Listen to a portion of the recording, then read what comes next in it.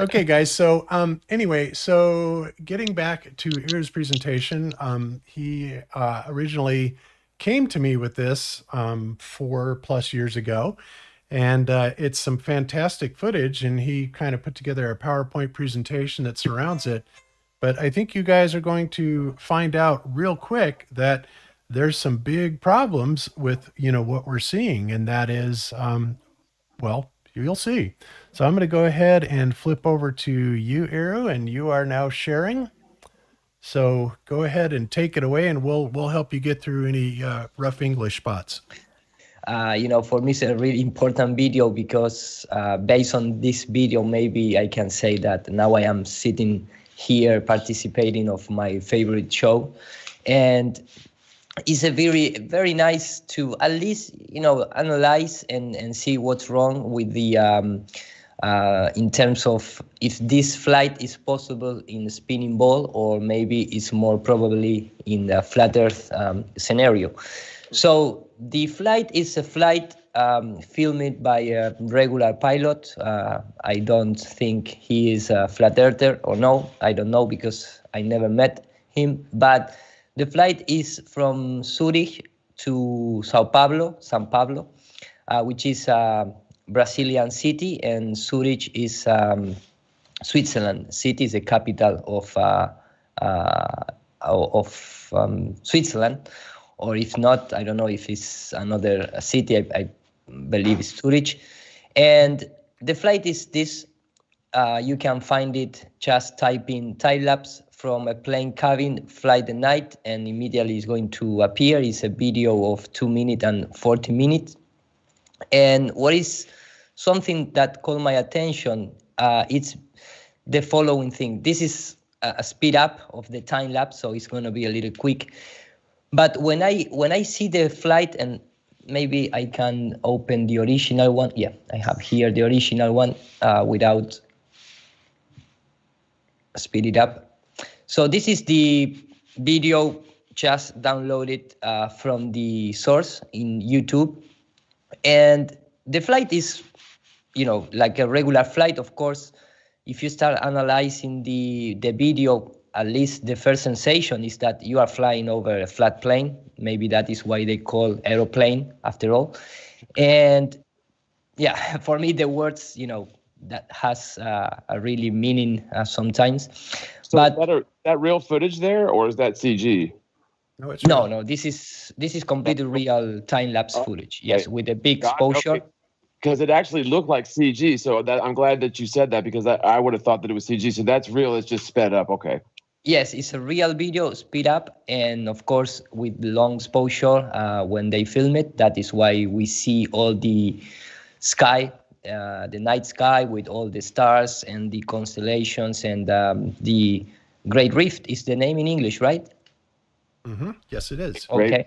Yeah. So all the flight, this is, let me just speed it up here. But all the flight, you have this amazing view where you can follow the big rift all the time, that is only moving sideways because, of course, the maneuvers from the plane itself, because the flight routes, you cannot fly in a straight path. You need to follow some rules. So the guy is aiming the different cities before crossing the Atlantic, and the day is passing by, of course. Now he's crossing the Atlantic Ocean. They lose contact with the ground. They are flying in the dead recognition mode. And this is the flight. Now, if you take a look very quickly, maybe you never notice anything. But if you start thinking in flat Earth perspective, what I found is that if you take this flight, and let me just moving forward, first of all, remember that the plane is flying from 42 degrees above north down to minus 23 degrees in São Paulo. So it's passing, or it's crossing the equator. And we still have the same view, just moving sideways. We never see the Great Rift coming from beneath the horizon. It's all the time is there, and it's just rotating because, of course, the Earth is stationary and the sky is rotating above us. And the other factor is the plane itself that is moving sideways or rotating. Hey, Iru, how do you say the Great Rift in Espanol, my friend? La gran rajadura, like the Rajadura. That's it. yes. Okay, yeah, Yes. but the point basically, guys, and this is what really should strike you, is as you're watching this, you have to imagine yourself coming down from high in the northern hemisphere, going essentially vertical straight down across the equator, and then kind of going in towards that upside down position, right? As you get towards San Pablo. Well, the problem is that there is no z-axis change whatsoever. It's not there. It doesn't happen, and that is simply impossible if we're on a globe.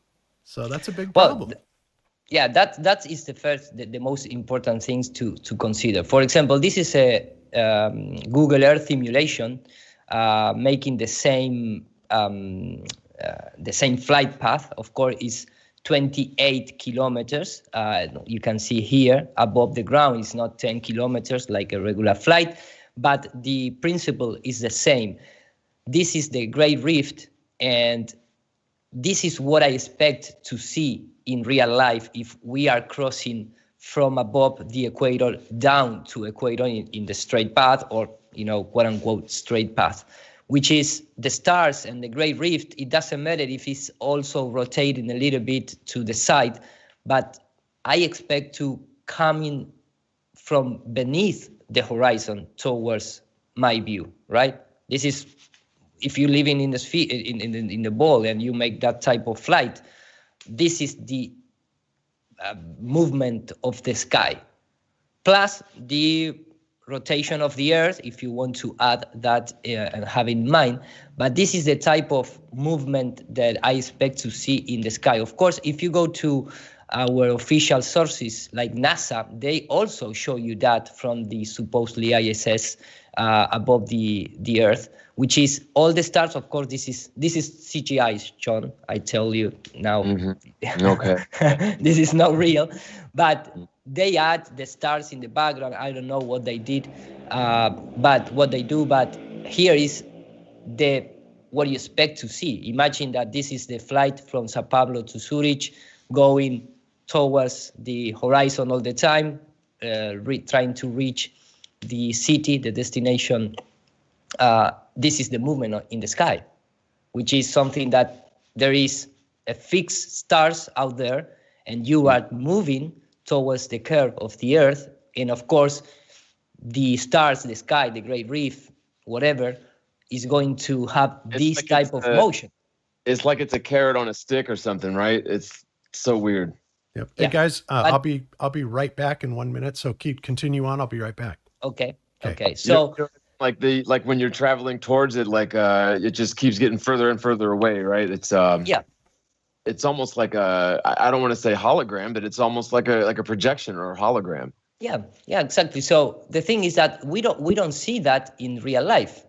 We don't see this movement. We see just the rotation of the sky plus the rotation of the plane, but we all the time see, the same sky, like it's just fixed up there, and based on perspective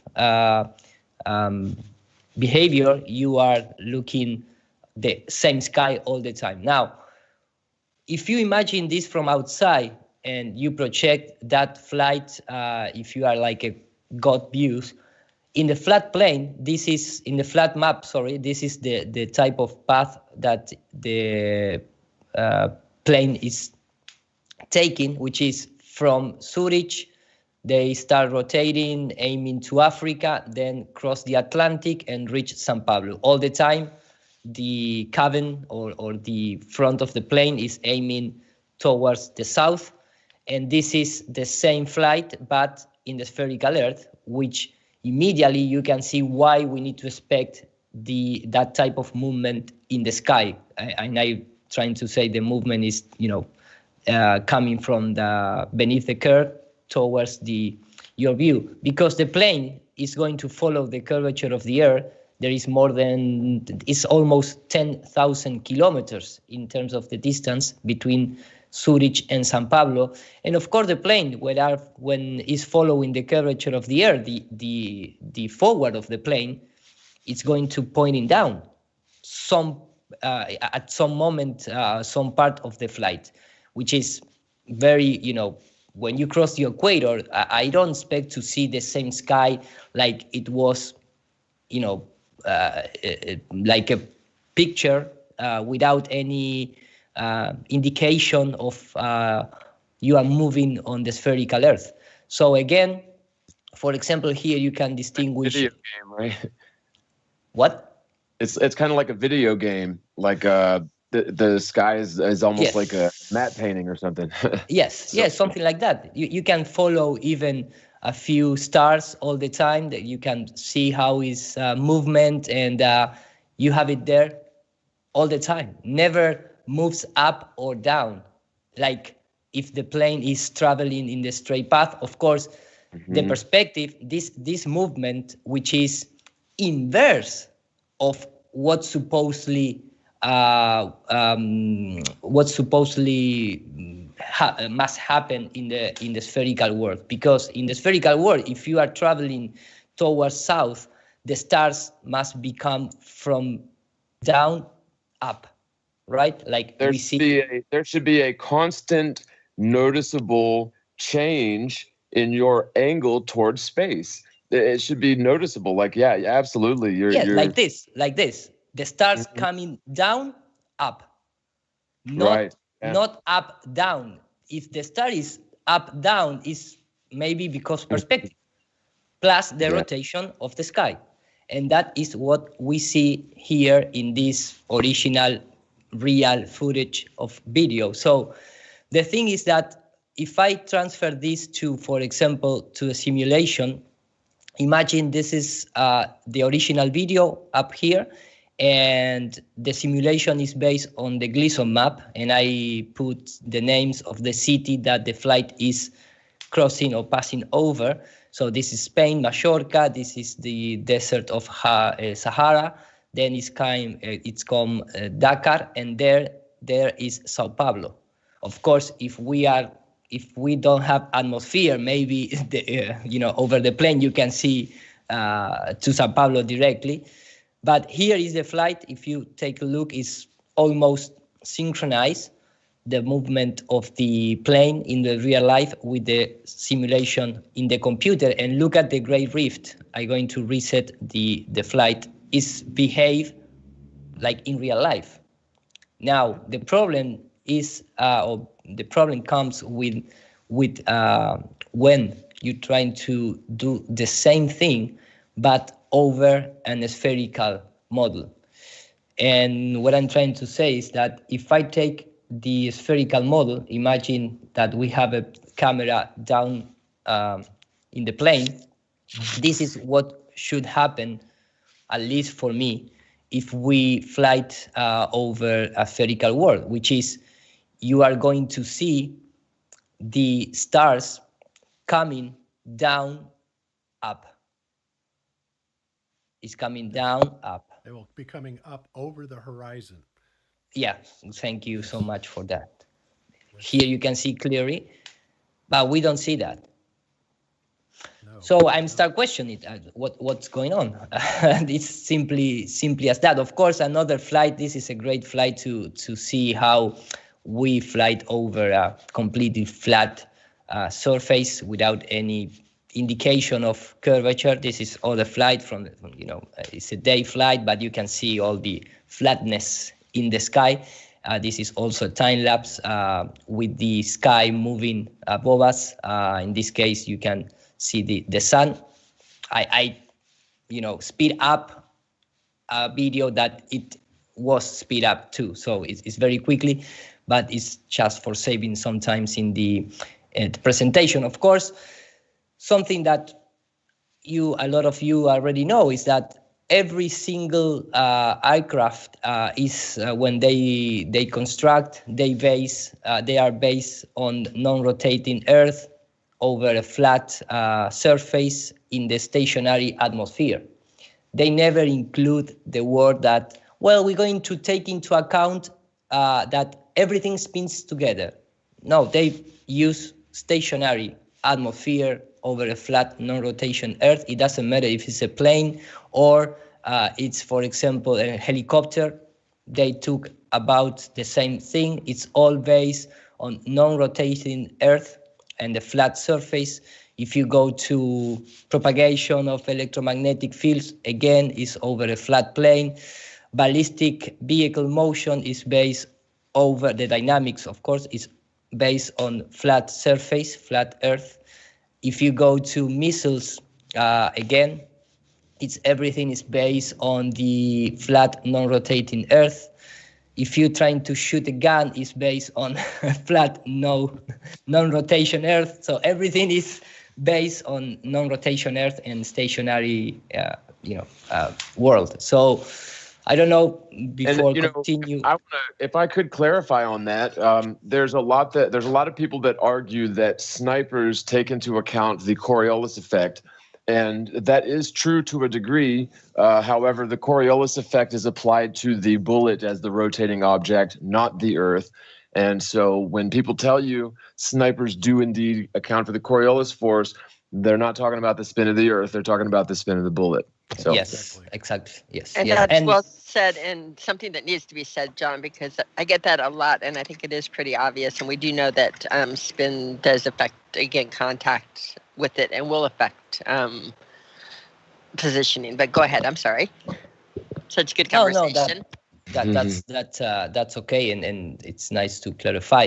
And I really love this video. I take this part of the video from, I believe, was Mark Sargent's video. But of course, this is just computer data. This is not reality, quote unquote. But when you see all the traffic in the sky from a perspective view, not from above, but instead from sideways, you can see, maybe the real trajectory of the flight, which is,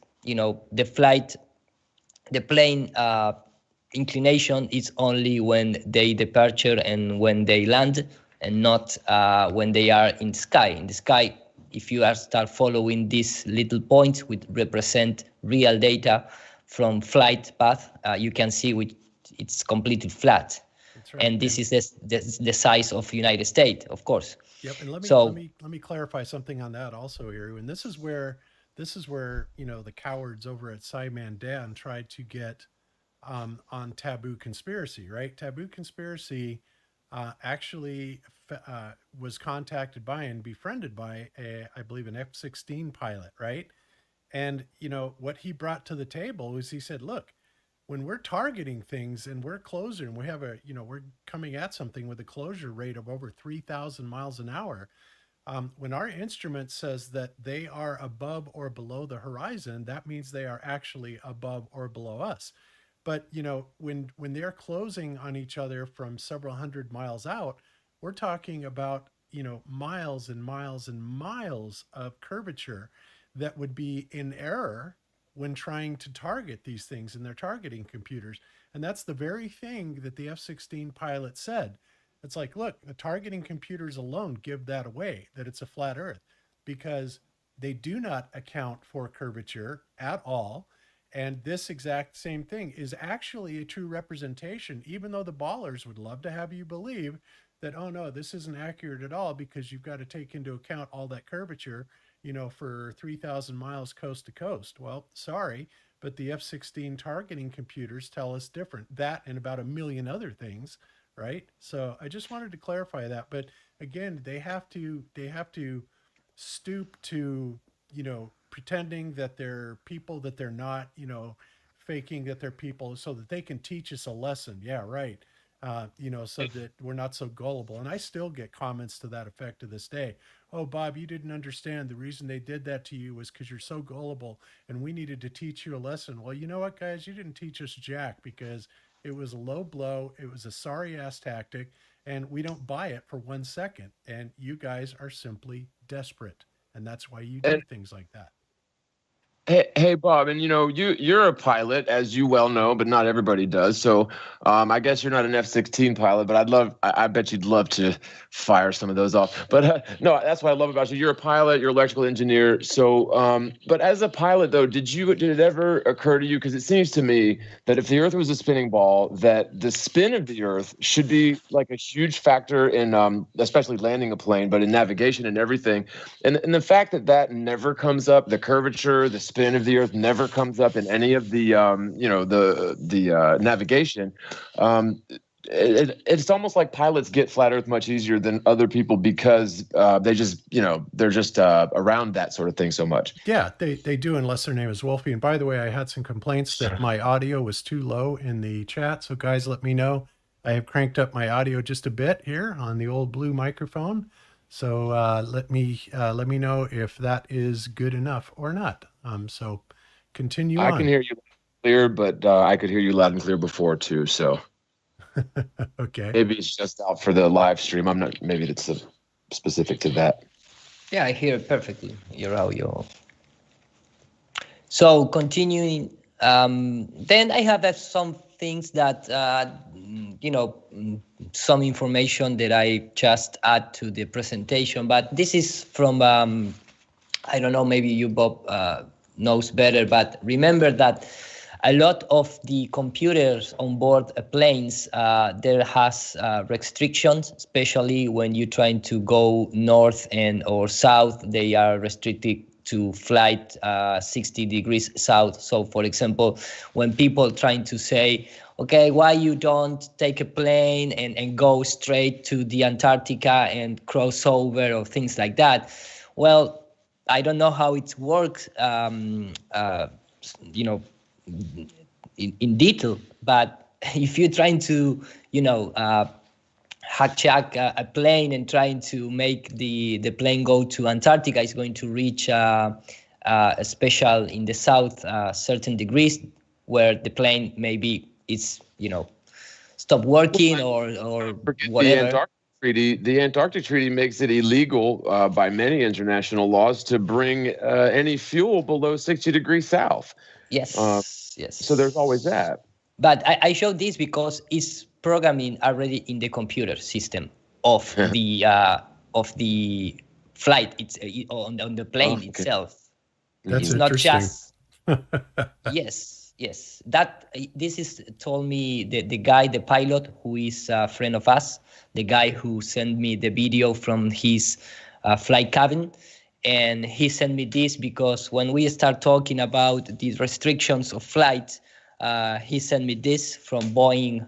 This is the models of the plane, but I assume that this is transferred to any other aircraft that is used for civilian purposes.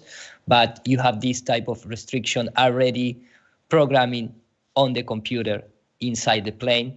I don't know what happened when you reach the 60 degrees south. Maybe the plane starts, beeping a sound and you need to turn, or maybe the plane is completely just dives off. Into the ground or something. Yes, something like that. Yes, exactly. But also it's interesting how all the companies are linked together. For example, Honeywell is one of the biggest partners of NASA, and from the beginning, it's very at least. No, not curious, but Honeywell is also, the honey. I don't know if how you call this in English. I don't know if Honeywell, but the symbology with the Freemasonry things and that kind of stuff. Here is a patch of Honeywell working with NASA in the space shuttle computers. They produce a lot of the equipment that is linked to the black boxes in the plane, the GPS, that kind of stuff. They in fact, don't they have the exclusive patent secret knowledge or whatever of the software that runs all of the the ring gyros or the ring laser gyros? Yes, yeah, pretty much the Honeywell supplies the ring laser gyro, of course, and we were using a fiber optic gyro when we were doing our tests. which are actually more accurate than the ring laser gyro because the fiber optic gyro has the advantage of a much longer path for the light to traverse through because they can wrap it around and around and around instead of having the simple laser of the ring laser gyro that goes around within that small box. So, and of course, then the other part of it is the calibration unit, the ACL, Initial Alignment Calibration Unit, I think is what it's called, is something that only NASA can access, right? So other than that, nobody else has. Yes, Giro digital compass. They produce digital compass too. Yeah. And incidentally, my dad worked for Honeywell for many years back in like the 80s, and he's certainly no Freemason, but yeah, there is that connections with the higher ups, I'm sure. Like all those big corporations that are into secret stuff with government projects, they've all got Freemason or two at the upper echelons for shizzle. Yeah, and you know, it's amazing how involved is, of course, NASA with all the aeronautics, and this is the real job that they made maybe for safely have a safely flights in terms of the civilian things, because all the space thing is completely a circus. But this is, you know, if you're trying to extrapolate this and trying to understand how the compartmentalization works, you can see how, you know, when you're trying to trace back all the companies, it's all belong to the same people, and they have these special areas where no information escape beyond what they want. Not to pick on Freemasons in general, because admittedly, the majority of Freemasons are in the Blue Lodge, which is the introductory degrees, and they're completely misled. I mean, it even says it in the writings of the prolific writers of Freemasonry that the neophytes are misled about the lodge's true purposes and goals, and but they are misled to believe that they have a firm understanding of that, and so it is very deceptive, even to their own blood. So yes, that for sure. I mean, Freemasonry is like a religion. It's people, you know, normal and regular people going there trying to, you know, get more information to be supposedly better person. And but you know, even the higher degrees, they give a shit about their own philosophy. Well, they're all lizards too, of course. No, I'm kidding. Yeah. And this is an extract from, and I think everybody knows this this woman, which is the is an ex-pilot of. Yes, from, her name is Lydia Auerslut. Yes, and we actually interviewed her. Yes, exactly. But I'm going to play the video just for. So sweet. Yes, for leaving on the record what she thinks about the gyroscope on the plane, and how many time took her to realize that the Earth is flat. Yeah, is flat and stationary. Yeah. But before you hit that, Ira, let me just. Lydia is a co-pilot on a 737 series for KLM Airlines, I believe. And she, of course, when she came out publicly with Flat Earth, they threatened her with all kinds of crazy stuff, like, you know, having her psychologically evaluated. We actually, you know, she asked us if we would take down our interview, and we did, you know, because it was kind of dependent on her getting her job back or her flight status. I'm not exactly sure. And where she is at this point, I don't really know, but I'm assuming that since she's doing this again, she's kind of gotten back out on the trail. So this woman is a real hero. Yes. And she is incredibly intelligent. So there's your intro, Hero. Okay, thank you so much. Let me know if the audio is playing. Yep, it's good. Okay, I'm going. Yes, it's just 2-minute video. Here it goes. Australië. En dan is, want dit ding behoudt zijn stand, dus dit blijft blauw en dit blijft bruin. Het is niet zo dat we opeens omklappen de verkeerde kant op. En dit was voor mij dat ik dacht, oh man. Waarom heb ik dat nooit eerder gezien na 25 jaar in cockpit? Dus zo geïndoctrineerd zijn we dus allemaal. Ja, het is gewoon heel vervelend. Het is gewoon heel vervelend.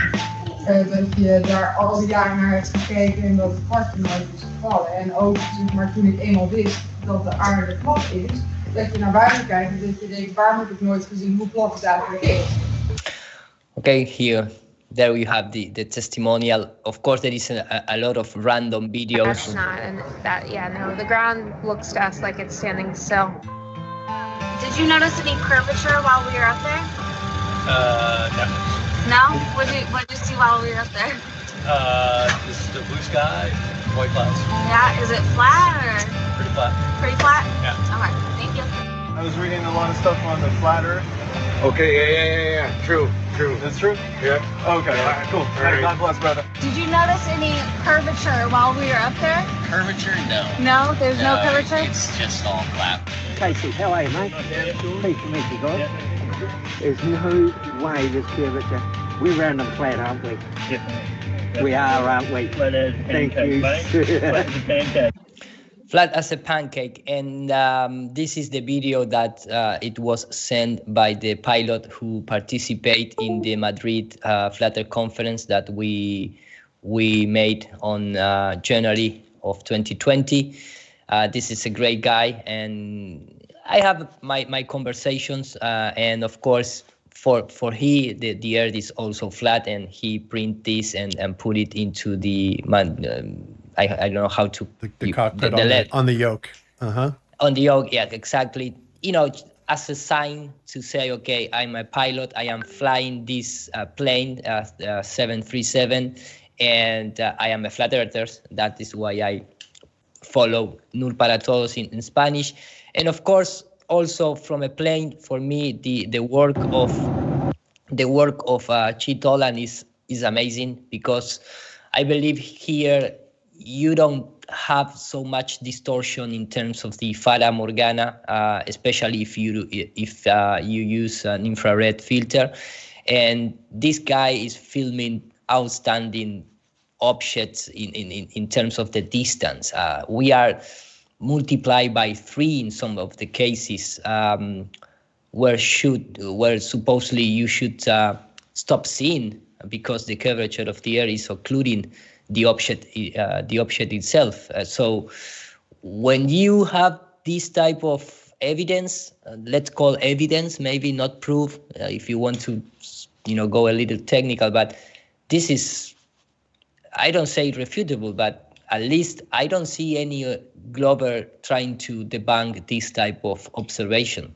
No, they'll just tell you that it proves the globe Earth. I mean, that's their only recourse. It's like, oh yeah, you can present all the flat Earth evidence in the world, and their only response is, oh, that's perfect proof of the globe Earth. It's like, really, that's all you got. Three times. Supposedly, you can see just 357 kilometers, and this mountain is beyond the 800 kilometers. So it's almost 3 times that the globe equation predicts. So how it is possible to to validate spherical Earth? What's so telling to me too, and I guess maybe it's different in South America, but in North America, nowhere in any standard curriculum schooling or advanced classes or even college classes do they tell you exactly how curved the Earth should be, and how would you measure for Earth curvature? It's never brought up. Never. No, it's the same thing here. Isn't it ironic that it's flat Earth proponents that are the ones that are bringing the 8 inches per mile squared algorithm to the table? I mean, it really speaks volumes to this thing. And wow, those are some beautiful pictures though, man. 800 kilometers. That's like, what, 700 miles or so? Yeah, 500-600 miles, something like that. But Jay Tolan shot as far as 1,000 miles away. And I actually had a ball earther tell me, you know what? Jay Tolan is trolling you guys, because all he ever produces is ball Earth evidence, and then claims that it's flat Earth evidence. It's like, my God, how pathetic. You know what I mean? I mean, the guy is telling you exactly what he's doing. He's taking you on the journey the whole way, and all you can say is, oh, he's pranking you guys because he's showing all this ball Earth evidence. Yikes! You gotta give him an A for commitment. Like, when it comes to commitment, I've just never seen anything like it, because there are some die-hard ballers out there that, man. Yeah, but Wolfie's the only pilot with a CNI dog that I know of, so. Yeah. So that's all. That's all my presentation, and I hope That's beautiful. It's a good information, at least to analyze and trying to understand, share, discuss. This is what it's about. Is trying to discuss, presenting information, real information, and trying to find the truth.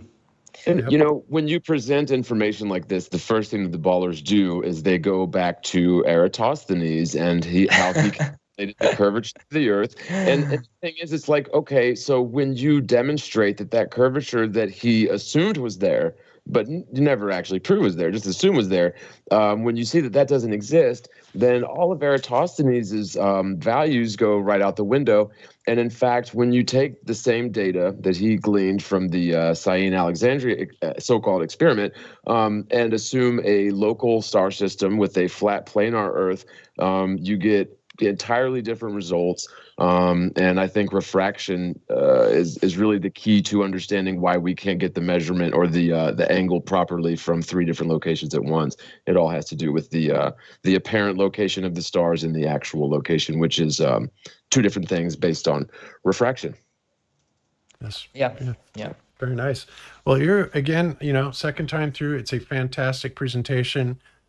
It's evidence. I would say it's more than evidence. To me, it's kind of irrefutable proof because the sky it's so funny that you can even compare it to what Google Earth, which they have set up based on a heliospheric type of model, should show you how the sky behaves, and it doesn't. Yeah, and not just Google Earth, because that is what I did at the beginning, because I want to see in Google Earth. But remember that this is an official NASA. This is NASA video, and this is an official time lapse, supposedly. And the behavior of the ISS is the same behavior, the same principle as a plane, which is going around the Earth supposedly. And here you can see the movement in the sky. So why we don't see that at 10 kilometers? Yeah, that's what they're going to say. That's completely off. The speeds are way different, is what they're going to say. But they really no. But the speed, the only thing that the speed change is how quickly the stars is going to appear, but not the movement, not the behavior of the sky. That is my opinion. Absolutely. No, I'm with you 100%. But what I'm saying is they always have something they're going to retort to it. Because it's almost like that's their job or something. Right? You know what I mean? Of course it's their job. I think you can tell the difference here between when you look at the time lapse, the actual airplane time lapse, the sky over time doesn't move on its own. And NASA's animation, what they do is that they put a texture inside a big sphere. They make that rotate. Yes. In a way that looks really right. Like that's how it works, and is very much everything about these 3D computer programs. So that's how you do it, right? You make this big ball, huge ball, put the texture inside with the star map, and you make it rotate. Yeah, it's very easy to do. And even in the case of sorry, that sound is from this guy. In this case, you don't even need to do that. You can just put a flat picture and moving up, down, right. Up, and that's done, because it's so quickly. 39 seconds. Come on, man. And, you can do it better. The official NASA video really does a good job to illustrate a point that I hold very near and dear, which is the fact that, your line of sight on a ball Earth should be tangent to the curve of the Earth. And so once the sun sets, you shouldn't be able to see things that are on the opposite side of the Earth or the same side as the sun. So like when you see things like Venus at 11:30 at night, that's a huge, big problem for the ball Earth theory. It really is. It's a problem. And what you're seeing here, what NASA shows, is exactly that line of sight towards the horizon is tangent to the curve, and since you're going along the curve, you have a constantly changing vector or direction towards visible space. But in fact, in reality, we don't see that at all. Not even a little bit. No. And here, when they show you those storm lights, the electric storms or whatever, it's so fake. I mean, it's just slap in your face, cut and paste, freaking it's incredible. I mean, even all this stuff, this aurora is so ridiculously not like reality. It is. And you can see that every time they never show you sunset or sunrise because they don't know how to fake that very well. It looks really bad. So they always cut off. You're going to see it. You're not going to see it. As soon as the sun starts coming up, they'll cut it. Mm-hmm. That got so annoying. Like, remember, Bob, we did the live stream watches like twice a week for like 9 years. Not 9 years, but like a long time. And like they did it every time. It got so old. It's like, God, they still do that like every single time. Mm-hmm. They did. But yeah, I mean, getting back to that is NASA's job. It's NASA's job and every other space agency in the world. It is their job to deceive the world, to make the world think that we are on a spinning ball and that, you know, space is infinite and, you know, the Star Trek universe is real and all of this stuff. And sorry, guys, but it just isn't. And, you know, it's falling apart. And, you know, now they're at the level of desperation. They really are. And that's why the world is the way it is today. It's pretty sad. So, yeah. And look at this, the reality here, the J. Tolan looking way too far. We shouldn't be seeing anything. Look at that. Yeah. It's amazing, man. Absolutely incredible. And I'm glad to see that Jay Tolan was in the Flat Smackers video also. I had no idea that they put him in it. Flatlanders. Or Flatlanders, yeah, not Flat Smacking, but Flatlanders. But that's good because, like I said, you know, I'm still amazed. Well, he's not doing DoD work anymore, but, you know, I knew at the time when he was first, you know, coming out with all the Flat Earth work, you know, who he was working for and all the DoD stuff that he was doing. And I was just thinking to myself, how are you pulling this off, man? Because, yeah, I mean, the guy is super smart. He's super brilliant. And, yeah, I was just amazed that he was able to get away with that. Yes. Mm-hmm. But, all right. No, it's an amazing guy. Yeah. Well, I'm stop the sharing. Okay, fair enough. And so with that, I'm going to go ahead and cut back over to my screen shares. And let's see, where are we? Here's that.